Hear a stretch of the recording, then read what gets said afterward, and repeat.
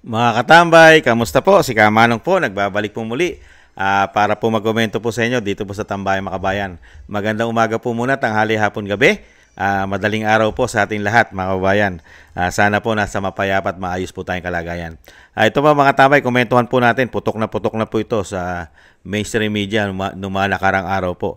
Isa na naman pong gobernador ang wala na naman pong alam at kinalaman sa mga ghost project po ng flood control at mga proyektong ng flood control ng gobyerno ng DPWH at syempre po ang proyekto ng pamahalaan. Ay wala na naman po siyang alam, hindi niya po alam, katulad po ng isang gobernador sa Bulacan. Ngayon naman po, ang gobernador naman po ng Pampanga, mga tambay, at napakarami rin po kasing flood control project sa Pampanga. Hindi po bababa sa 300, 290 plus flood control project. Pero ang gobernador po ng Pampanga ay itinatanggi po mga tambay dahil po nagkakabistuhan na po ang malawakang korupsyon, systematic. Walang pinatunguhan ng pera ng taong bayan sa loob ng 3 taon. Kaya po ngayon, kanya-kanya na pong tanggi mga kababayan para po hindi sinasabing kailangan i-save ang mga sarili. I-save na po nila ang mga sarili nila pagdating po sa sinasabi pong madadamay na sila. Lahat po na sila ay malilinis. Katulad po ng gobernador ng Bulacan na wala rin po kinalaman. Unbelievable. Pakinggan po natin ang gobernador ng Bulacan, ng Pampanga. Tinatanong ako ng mga radio station, TV station. Gusto akong interviewin tungkol dun sa budget na 200, magkano? 293. 293 billion na flood control. Sabi ko, hindi ako prepared kasi wala akong nakita ni isang project ng flood control. Isa lang, yung Kandating. Binisita ko ng 2024, nasira nga, 1 year pa lang, tapos meron na naman palang mga sinusunod na pondo. Pero ang sinabi ko lang sa DPWH note kay Director, tigilan mo na yan, huwag mo nang ituloy kasi sayang yung pera. Kahit dagdagan mo pa ng bilyon yan, wala na talaga yan kasi wala sa design. Hindi talaga nararapat na gawin. So, yun lang ang nakita ko sa flood control. Ang alam ko, 100 million lang yun. Yung pala, 391 million. 391 million. So, nakita ko, kahit hindi ako engineer, hindi na dapat ituloy. Hindi na dapat i-repair. Hindi na dapat kumuuli ng pondo ng flood control. Kasi talagang sayang. Parang tinatapon mo yung pera dun sa project na yun. Tapos, binigyan ako ng inventaryo ng 293 billion. Tinitingnan ko lang, pag-inspection kami, kaya lang malalayo. Malalayo ang lugar. So, hindi bali na. Ang importante, hindi ako nagiging, parang wala akong alam bilang gobernador na wala akong alam doon sa 290 billion. Sa totoo lang, pati si Vice Gov, tinatanong ko siya, alam mo ba to? Sabi niya, hindi ko pa nakita yan kasi wala namang coordination sa akin. So, naghihingi ako ng pasensya sa mga TV station, sa mga radio station. Pasensya na po kayo. Talagang wala akong pwedeng sabihin sa inyo kung mayroong bang ghost, may nasira ba. Ang tanging project lang na nakita ko na yung inspection ko, yung Kandating Arayat. Na nakita ko naman talaga sobra. Worst talaga yung nangyari doon. Yun lang ang nakita ko. Yung pala, talagang maraming kalat-kalat na ginawang slow protection na flood control. Pero sabi ko, 290 billion. Pero sa halip na bumaba yung tubig, along lumala.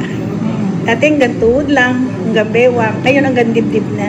Tsaka tumagal pa tubig. Nagiging 2 buwan pa yung tubig. So, siguro sa susunod, huwag nang budgetan ng flood control. Kailangan may master plan. Kung walang master plan, hindi mo pwedeng ituro mo kung saan. Tuturo, o dito mo gawin. Susunod, doon mo. Yan pa mga tambay, ang gobernador po ng Pampanga na si Governor Pineda. Matagal na pong gobernador ito. Ito po, may issue rin po ito na ito daw po ay meron ding wetting daw po. Na doon daw po yumaman ito sa wetting daw po. Mga tambay, anak ng wetting. Anak ng wetting itong gobernador na ito. Tumanda na po sa pagiging politiko at gobernador ng Pampanga. Wala pong kaalam-alam. Isang flood control lang daw po ang kanyang alam. Ito po ay napakaraming pera. 200 plus billion. Wala siyang alam. Siya po ay gobernador. At ngayon po, naguhugas kamay na po ang gobernador ng Pampanga. Parang gobernador po ng Bulacan, mga bayan. Kaya nga po yung sinasabi nga po ng isang convicted ng child abuse na si Franz Castro, malabo pa kayo sa sabaw ng puset. Mga damoho kayo. You know? Mga tamay. Sino kaya pinagluloko nito? Mga lelong nilang panot? Baka kayo pagtatamaan kayo na kidlat at kulog. Na hindi kaya kayo mga sinungaling? Gobernador, parang gobernador ng Bulacan. Hindi kaya kayo mga kasinungaling?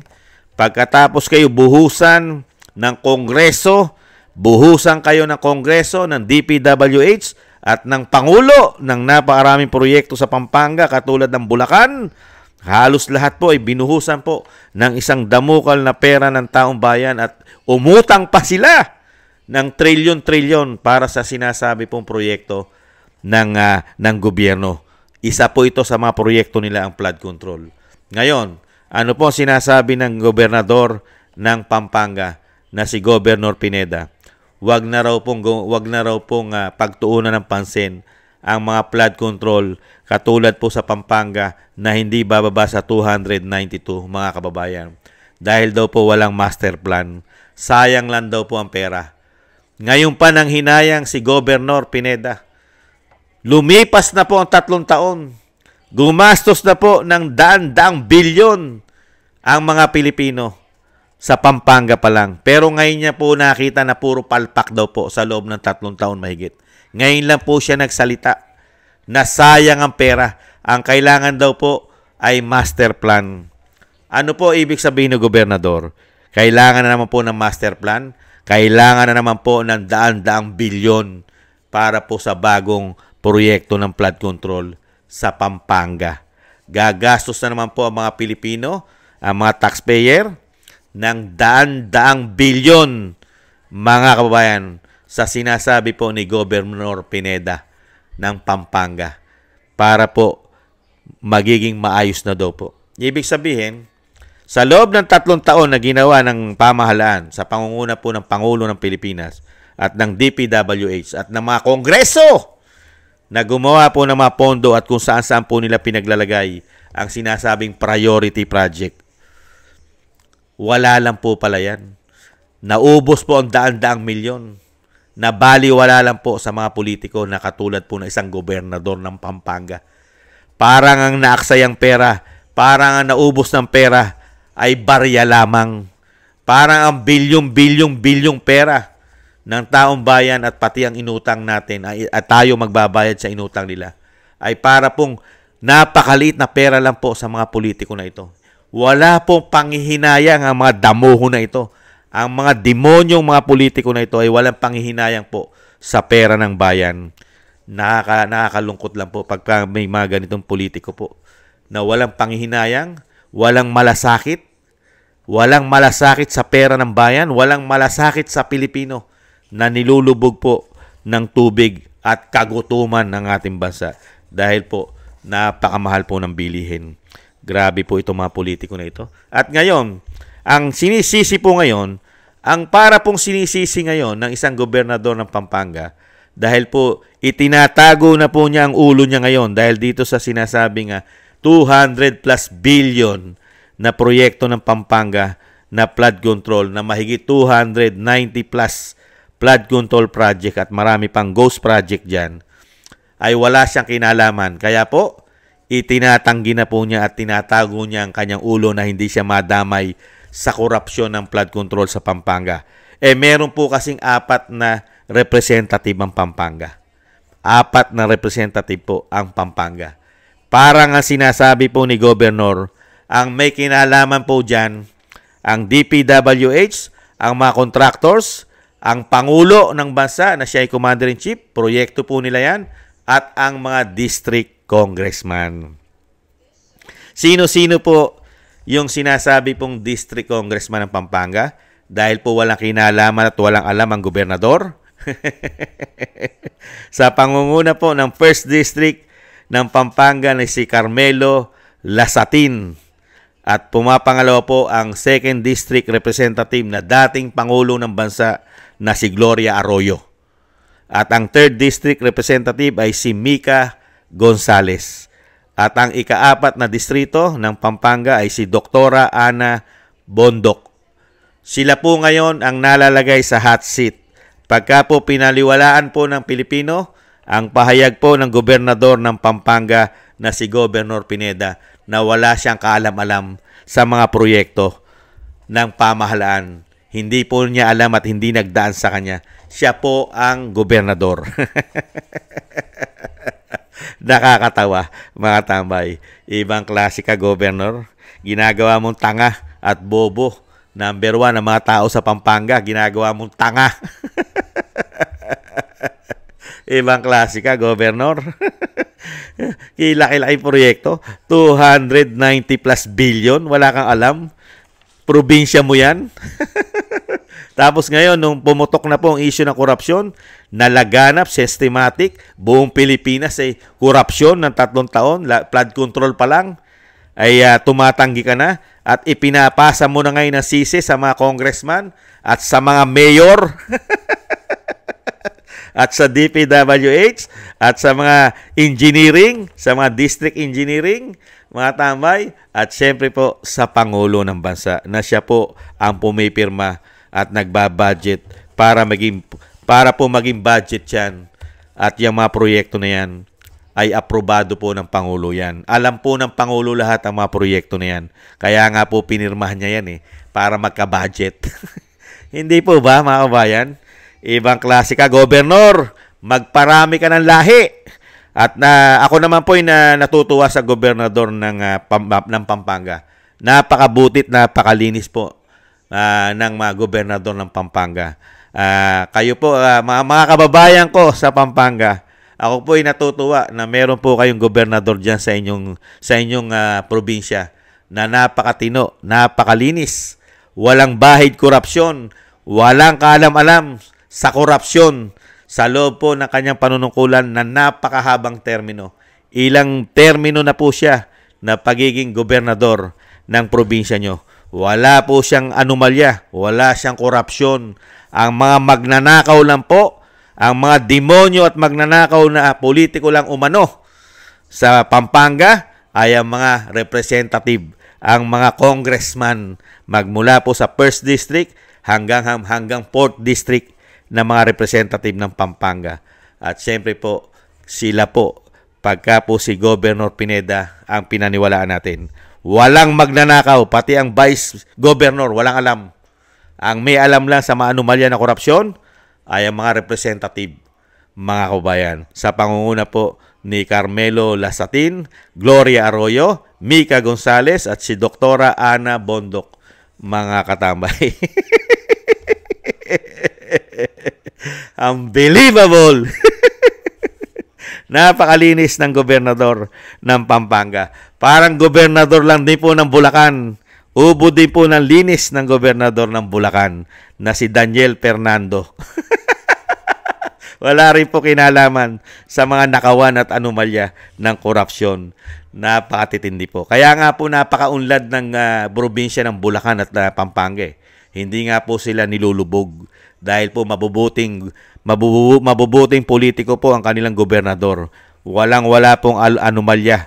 Walang issue ng korupsyon. Wala silang kinalaman. Kaya nga po yung lagi natin sinasabi, kung ang kulog at kidlat lang ay nagpaparusa sa mga taong sinungaling at magnanakaw at nagpapakademonyong mga politiko, mauubos na po ang politiko sa ating bansa. Mabibilang na lang po natin sa ating mga daliri ang matitirang mga politiko na hindi tatamaan ng kulog at kidlat. Kung ang kulog at kidlat ay magpaparusa lang po sa mga sinungaling at magnanakaw na politiko.